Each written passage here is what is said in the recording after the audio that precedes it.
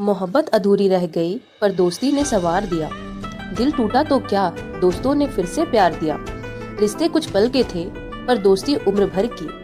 मोहब्बत ने रुलाया, दोस्ती ने हंसने का आधार दिया। आइए आज एक छोटी सी कहानी इसी आधार पर सुनते हैं। अधूरी मोहब्बत और अनमोल दोस्ती। राहुल अपनी बहन अंशिका की शादी में काफी व्यस्त था। शादी का माहौल था, हर तरफ खुशियां बिखरी थी। उसी दौरान राहुल की नजर एक खूबसूरत लड़की पर पड़ी जो अंशिका के ससुराल वालों की तरफ से आई थी। उसका नाम प्रिया था। पहली नजर में ही राहुल को प्रिया की सादगी और उसकी हंसी ने प्रभावित कर दिया। शादी के बाद जब भी राहुल अपनी बहन के घर जाता, उसकी मुलाकात प्रिया से हो जाती। वे दोनों बातें करते, हंसते और एक दूसरे को समझने लगे। धीरे धीरे उनके बीच एक खास रिश्ता बनने लगा। राहुल को एहसास हुआ कि वह प्रिया से प्यार करने लगा है। प्रिया भी राहुल के साथ समय बिताकर खुश होती थी और उनके बीच की दोस्ती गहरी होती चली गई।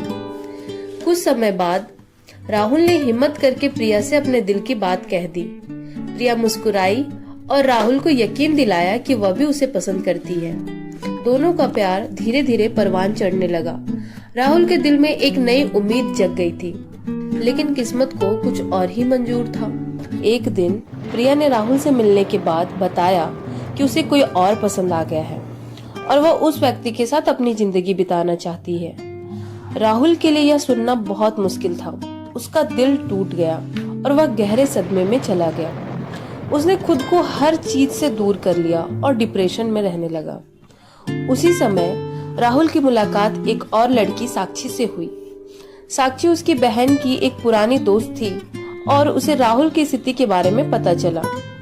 साक्षी ने धीरे धीरे राहुल को समझाया, उसे सहारा दिया, लेकिन हमेशा अपनी मर्यादा बनाए रखी। साक्षी ने राहुल से साफ कहा, हमारे बीच भले ही कितना भी लगाव हो, लेकिन हम सिर्फ अच्छे दोस्त रहेंगे।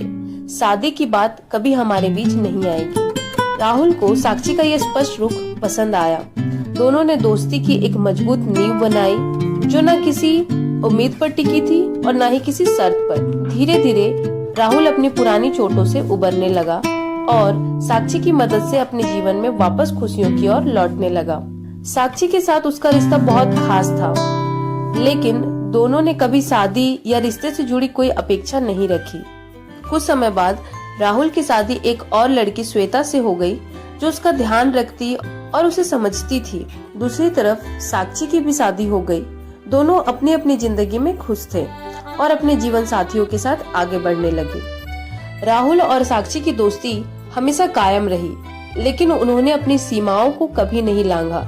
दोनों के बीच का रिश्ता एक सच्ची लेकिन अनमोल दोस्ती का था। एक अधूरी मोहब्बत के बावजूद दोनों ने अपनी जिंदगी में खुशी और संतोष पाया। कहानी की सीख। जिंदगी में हर प्यार शादी या साथ रहने की ओर नहीं बढ़ता। कभी कभी सच्ची दोस्ती और सहारा ही सबसे बड़ा रिश्ता होता है। कुछ रिश्ते बिना किसी अपेक्षा के बहुत खास होते हैं और वे जीवन में नई राह दिखाते हैं।